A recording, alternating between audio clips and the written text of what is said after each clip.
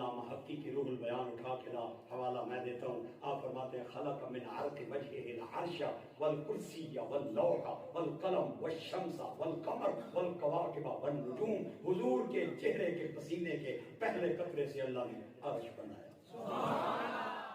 ساری کائنات کی مسجدیں مل جائیں تو بیت المقدس کی شان کا مقابلہ نہیں کر سکتے۔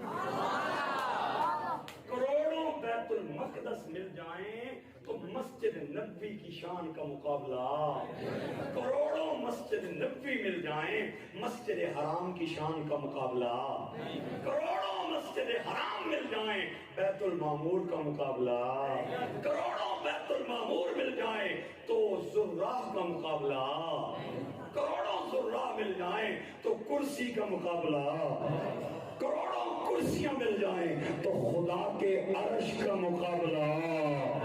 اللہ دا ناجے، اللہ دا ناجے، میرا فکرہ چمٹنیاں ریتہ میں تے گلیاں چ رول کے نہ جاؤ، ایسے لکھ کے جاؤ، میرے دکھ رہے گا۔ میں اب بتانا چاہتا ہوں کہ مسجد ہے سب سے نیچے، عرش ہے سب سے اوپر، مسجد ہے سب سے نیچے، عرش ہے سب سے اوپر۔ قبلہ پروفیسر صاحب، مولانا صبیر علوی صاحب اور تمام سادات علماء کرام، میری مدد کرو، میرا دماغ چکرا گیا ہے، میں نہیں سمجھ آ رہی۔ میرے نبی مسجد میں آتے ہیں تو جوتے اتار کے آتے ہیں، عرش پہ جاتے ہیں تو جوڑوں سجا کے جاتے ہیں۔ چمٹا لے انشاءاللہ العزیز، نکتے ہی بتا رہا ہوں کہ مصطفیٰ مسجد میں آتے ہیں تو جوتے اتار کے آتے ہیں، عرش پہ جاتے ہیں تو جوڑے سجا کے جاتے ہیں۔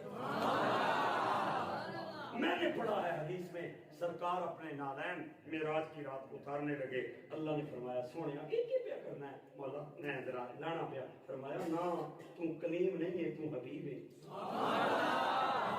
کلیم نہیں ہے، تو حبیب ہے۔ مولا کے فرمایا لا تخلان علی تقدم علی بساط الارض یتشرف العرش بغبار علی۔ سونیا آج جوڑے پا کے آ، تیرے جوڑیاں نال جڑی مٹی نے ذرے لگے نا، او میرے عرش نال لگن گے تے میرے عرش نی شاناں ہی بچ جاسن۔